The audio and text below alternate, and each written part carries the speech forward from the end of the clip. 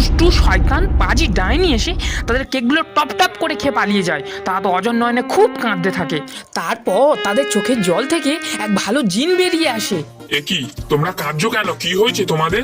আজ আমাদের জন্মদিন, কিন্তু এক দুষ্টু ডাইনি এসে আমাদের কেকগুলো খেয়ে চলে গেছে বন্ধু।